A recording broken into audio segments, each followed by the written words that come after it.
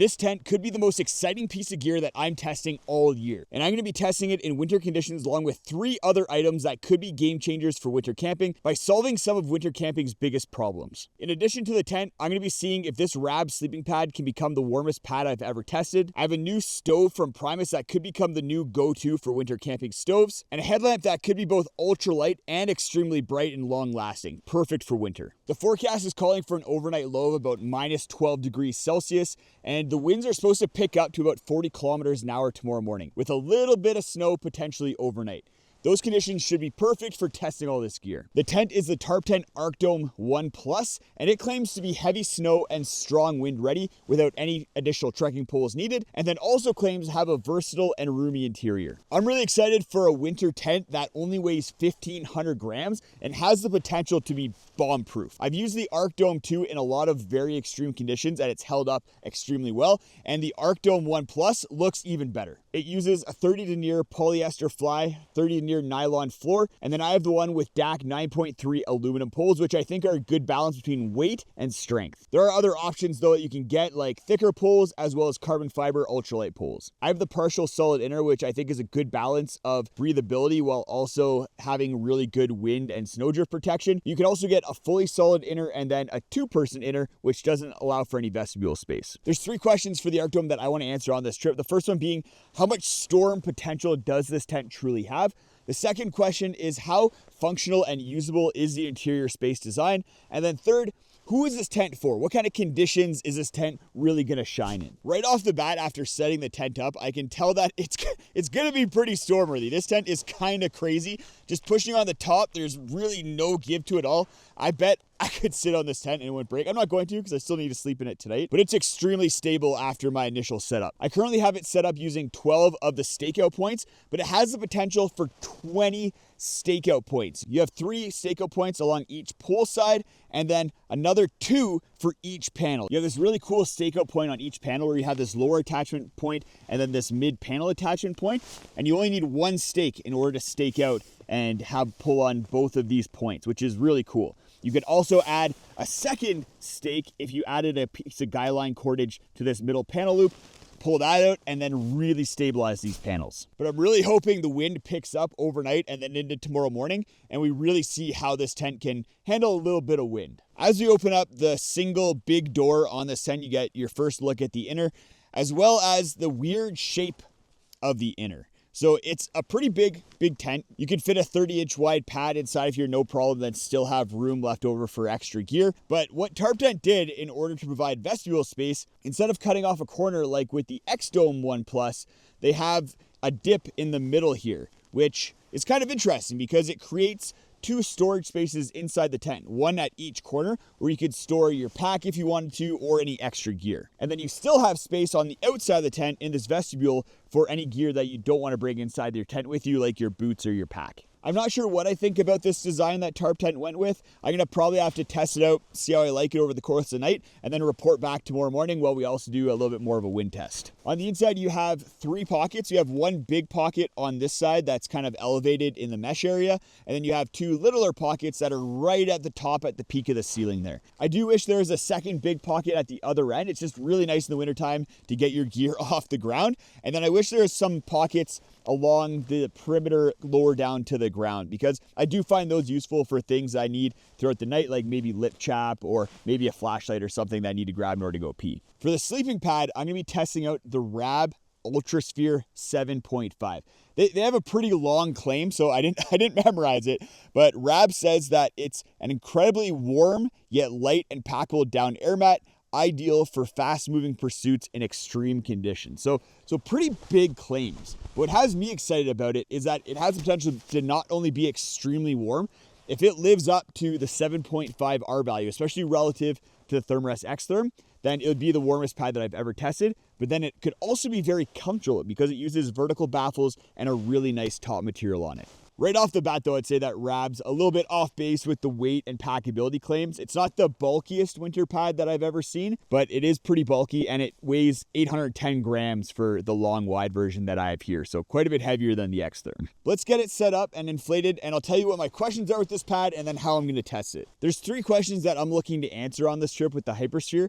The first one has to do with the insulation that's used for this pad. The Hypersphere uses 800 fill power down that's spread out throughout each of these vertical baffles. And in the past, when I've used sleeping pads that are insulated with down, I found that I've slept cold. And the reason for that is that it's really hard to get the down well distributed throughout the pad. And where you have those gaps in insulation, you lose a ton of heat, way more than you'd think, and it ends up basically compromising the pads completely. And that's where the second thing that I want to test comes into play, and that's whether I can sleep warm on this pad. If I can't, I do have my trusty Xtherm that I'm going to be inflating and then sleeping on if I'm ending up cold, but I'm really hoping that the Hypersphere sleeps warm. The third thing I want to test is comfort. I really like vertical baffles relative to the horizontal baffles that you see on the Xtherm, and I'm hoping that I can get a pad with the Hypersphere that's not only warm, but also comfortable. In order to test all those things, I have to do an overnight sleep test. As you can see, I'm sleeping on frozen ground, so the ground's gonna be quite cold, and then the air temperatures are gonna be pretty low as well. For my top insulation, I'm gonna be using the Zenbivy winter beds, so it only provides top insulation for me, but I know it's very warm. I've used it down to about minus 25 degrees Celsius,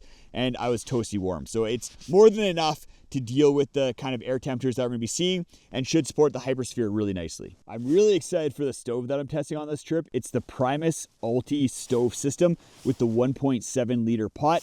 It's an all-in-one system where everything nests inside of the pot. So inside here, I have the fuel canister. It's a canister stove, which is really exciting for winter time. And then you also have the stove in here as well.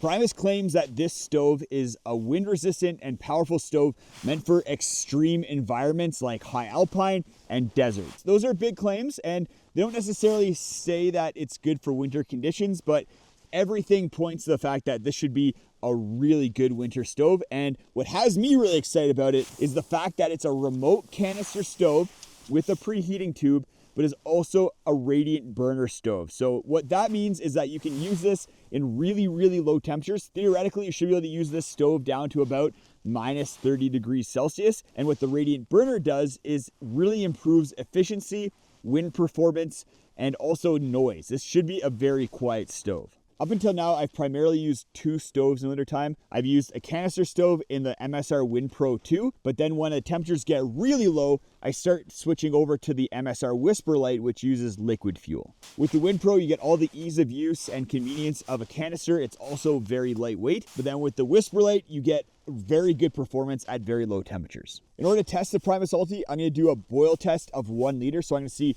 how long it takes to boil 1 liter of water and then how much fuel is used. Because I just weighed the fuel canister using this little scale that I brought with me. Starts off at 375 grams, so we'll see how much fuel it uses.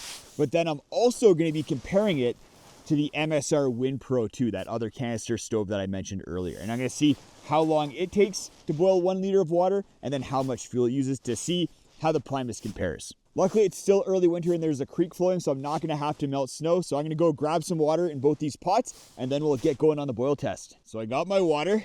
For both tests, what I'm gonna do is I'm gonna light the stove, let it run for 20 seconds while the stopwatch is running, and then invert the canister and put the water on. So let's get things started with the Primus stove right away.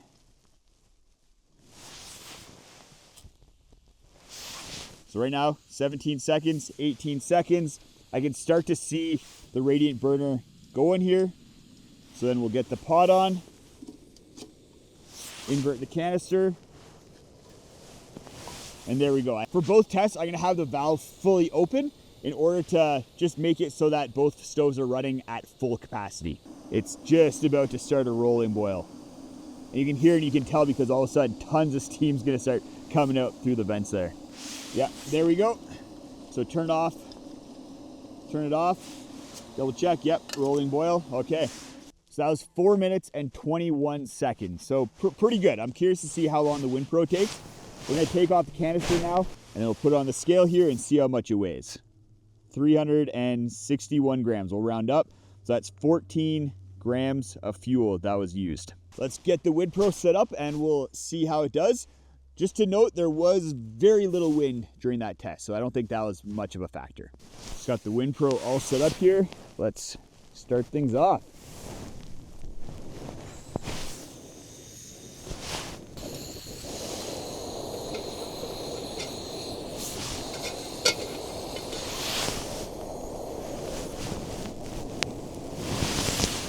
we just hit 4 minutes and 30 seconds with the Wind Pro. It's not looking great in there. Let's see what the final count is, and then maybe it ends up being more fuel efficient. We'll have to weigh the canister after the boil. All right, it's just getting there. It's 11 minutes right now, so that's kind of crazy. I think maybe the windscreen would add a little bit more like insulation, reflect heat back, but there's no wind right now, so that's not a factor. All right, we just got a boil. Yeah, okay. So that's 11 minutes and 20 seconds. That's a lot longer. That's a lot longer. Let's see how much fuel was used. 332. So what do we end up at? 361. So 29 grams. So almost double the more than double the fuel and more than double the time. Almost triple the time. That's a big win for the Primus Ulti. Even if there's no way the windscreen is more than doubling the efficiency of the Wind Pro. So there's no wind either, so I don't think that's going to be that crazy to be a factor. Basically, I think what this shows is that the Primus Ulti is an insanely efficient stove system, which is really exciting. There are a few other things I want to mention with this comparison. First of all, the temperature right now is about -8 degrees Celsius, so that's kind of perfect. As soon as you get below -6, -5 degrees Celsius, canister stoves like this, if they're not inverted, start really performing poorly. So this is kind of the perfect temperature to start getting into inverted canister stoves. The other thing is that the pot that I'm using for the Wind Pro is a titanium pot versus the aluminum of the Primus Ulti. So that's going to play a little bit of a factor as well. But this is the system that I would bring with the Wind Pro. And that's because it is pretty light. The Primus Ulti weighs almost 700 grams, whereas the Wind Pro system that I have here weighs 556 grams. But overall, I'm very impressed with the Primus Ulti. I'm gonna put this boiled water to good use and make my dinner for the night, and then we'll let it get a little bit darker before we talk about the final item, the headlamp, which is really cool, and I'm really excited to test it out and share it with you guys. The headlamp is the Petzl Swift RL, and it claims to be bright and lightweight and the ultimate headlamp for any of your outdoor adventures. What has me excited about it is that it could be the best winter headlamp because it has a lot of brightness for its weight. It only weighs 100 grams, but has 1100 lumen. Compare that to my favorite 3-season headlamp, the Nightcore NU20 Classic, which only has 360 lumen. It also has really good battery life, 100 hours at 10 lumen. So that is very dim, but a lot of hours that you get out of this headlamp. And then probably the best thing about it is the battery. So the battery claims that it can operate down to very, very cold temperatures. I think -40 degrees, which is quite chilly. And then it's replaceable. So you can rotate the headband and then take the battery off of the headlamp and then add another battery if you want to. And because the USB-C port that charges the battery is built into the battery and not the headlamp, you can have another battery charging while you're using one with the headlamp. So if you have 2 batteries, you can just keep using your headlamp on an ongoing basis while one is charging and one is being used. My question with this headlamp is mostly around the brightness because the battery life and the battery replacement system and then USB-C recharging is amazing. But I want to see how bright is this headlamp. I want to shine it around once it gets really dark and see how far I can see. How far does 1100 lumen get you? So I'm going to sit around, enjoy the evening, listen to some podcasts, and then once it gets darker, we'll revisit the headlamp and see how far we can see. All right, it's getting later in the evening. I was going to wait until the middle of the night, but I forgot to check what the moon was like, and it looks like it's going to be a pretty bright moon. I can already see some glow on the mountains. For the test, I'm going to turn the headlamp to all 3 brightnesses. There's low, medium, high, with that high being the 1100 lumen. And then I'm going to illuminate a set of trees at differing distances. So let's start off with these close trees here. Pretty easy. That's probably about 10 meters. It's hitting that, no problem. There's a rock over there, easy peasy. And then even those medium trees at low, we're starting to be able to see. But then at medium brightness, you can really start to see those trees right there. And then even the far trees, we're starting to be able to see. Let's bump it up to high. And at high, yeah, no problem being able to see those far trees at high. That's pretty cool. Wow. I'm not quite able to illuminate this mountain up here. I was kind of hoping I'd be able to. But that's pretty far away. So pretty cool to see even just how far I can see right now. So overall, I'd say I'm pretty impressed with the Swift RL. Just with how much battery life you get out of it and then how bright it can be. I think this is probably going to be my go-to winter headlamp, especially with the fact that if I buy another battery, then it's really easy to switch these out, which is great if I have back-to-back trips or if I'm going out for a longer period of time and I know I'm going to be doing a lot of stuff at night, then I can have 2 batteries just in case and I'm not having to charge the headlamp while it's still on my head or in my hand. The wind has already started picking up a little bit, so hopefully it really gets going by tomorrow morning, which is when we'll touch base on how the Arcdome has been doing as well as the sleeping pad. Good morning. The wind isn't as strong as I had hoped it would be this morning when I woke up. But that being said, I've tested so many tents over the years and I have a pretty good idea of how stormworthy the Arcdome is going to be. But before we talk about that, let's go over some of the other little things that I was looking at with the Arcdome last night. There are 2 main things that I was looking at. Overall functionality and then the design of the space and how usable that space was. For overall functionality, it's never Tarptent's strong suit. They make good tents, but they're never the most user-friendly or intuitive.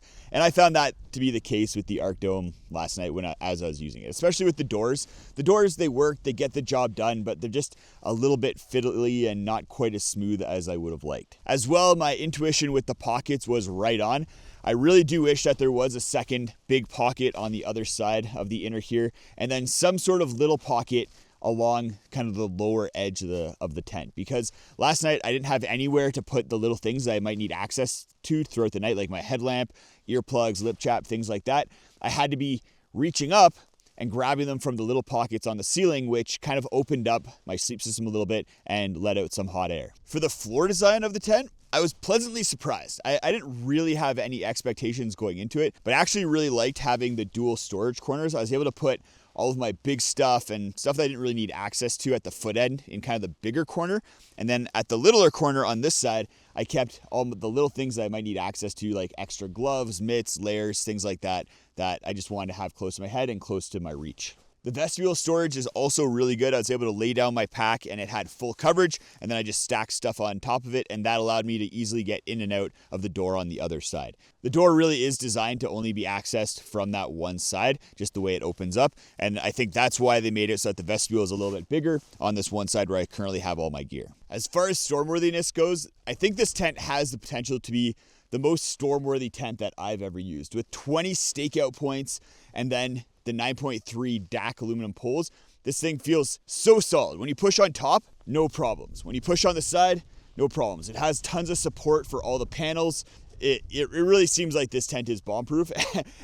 just look at that. I bet I could lay on top of this tent and it'd be fine. So who is this tent ultimately for? It's not for the super ultralight or even the lightweight backpacker. At 1,500 grams, it weighs more than a lot of 2-person tents. But if someone is camping at alpine, above tree line, or in very exposed windy conditions, maybe you're in the UK and you deal with a lot of wind, then this tent could be one of the lightest weight, but still very stormworthy tents. And you get all of the space and function benefits of it as well. And that brings us to the Hypersphere sleeping pad. I had a lot of hope for this with the 2 things I was testing, comfort and warmth. For comfort, it was pretty good, about where I expected. It's a lot more comfortable than a Thermarest X-Therm, but not as comfortable, pretty much not nearly as comfortable as a Sea to Summit Etherlight XR Pro, which is probably the most comfortable winter sleeping pad on the market right now. The vertical baffles that the Hypersphere uses are more comfortable than the horizontal baffles, but because I'm using this pad in cold temperatures, I had to have it fully inflated. So there wasn't a lot of give to the baffles, and I didn't feel a ton of pressure relief. I didn't have my arm go numb when I was sleeping on my side, but I did have to shift positions a few times over the course of the night as I kind of got a little bit uncomfortable. As far as warmth goes, temperatures last night got down to minus 10 degrees Celsius, so a little bit warmer than forecasted, but I think still a very good test of the pad, especially considering I was sleeping on snow. The ZBivvy winter bed as my top insulation was very warm and I was super comfortable underneath it. All of links to the ZBivvy bed as well as the other 4 items that I was testing on the strip down in the link in the video description if you're interested in them. I did have one cold spot on the pad right around where my knees were, but it wasn't enough to keep me awake, and overall I didn't feel a ton of heat loss through the pad that would have led to me waking up and feeling cold throughout the night. Something I was worried about using a long, wide pad like this was convective heat loss, but I think the vertical baffles are doing a really good job of isolating air and keeping convective heat loss at a minimum. I'm also impressed with how Rav implemented the down insulation. It seems to be more effectively distributed than in X-bed pads. I didn't really do a ton to break up the down and kind of move it around. I just shook the pad, made sure it was kind of distributed a little bit. I kind of hit the pad a little bit. And that seemed to have got the job done. But like I said, I did have the one cold spot, and that's definitely just due to down not being distributed properly. Overall, I'm pretty impressed with how the pad performed. -10 isn't the craziest test, but even being able to get down to that temperature with how winter pads have been performing recently on test trips, I'm pretty happy. And I'm excited to try this out at some colder temperatures. I don't think it's going to get me down to -25, -30 degrees Celsius, but I bet it could start pushing -20. So some really cool gear tested on this trip, and it's the first trip where I didn't really have any failures, which was pretty exciting. I've been really sick of testing sleeping pads especially, and having them sleep cold and having to switch over to my Xtherm, so really happy that the Hypersphere was able to perform. I think the Arcdome is gonna push the Xdome when it comes to which tent I'm gonna be leaning towards when going on winter trips. It's gonna come down to conditions. Probably the Arcdome I'm going to bring if I'm going to be dealing with some more extreme conditions, maybe more exposed areas, whereas the Xdome, if it's a little bit less exposed and I'm trying to save weight, then that's probably what I'm going to go with. The Hypersphere, unfortunately, probably doesn't have a place in my kit and on winter trips just because it's not going to be as warm as the Xtherm and it's not going to be as comfortable as the Etherlite XR Pro. So I'm not really sure under what circumstances I'd bring it over those 2 options. The Swift RL is a pretty sick headlamp and it's going to be making it into my winter kit. I just love the brightness and the fact that it has such a huge and replaceable battery. And the biggest success of the trip, the Primus Ulti stove system. I love how compact it is, how quiet it is, and then the efficiency for both boil times and fuel used is kind of out of this world. It blew my mind, and I'm excited to keep testing it over the course of the winter. It's going to be probably the stove that I bring on 99% of my trips. As long as temperatures aren't getting down below -30, then I'll be bringing the Primus Ulti with me. Go check out this video for my full 2025 winter camping gear list. Based on this trip and some of my more recent testing, it's probably going to be switching up a bit, so keep an eye out for my 2026 list as well.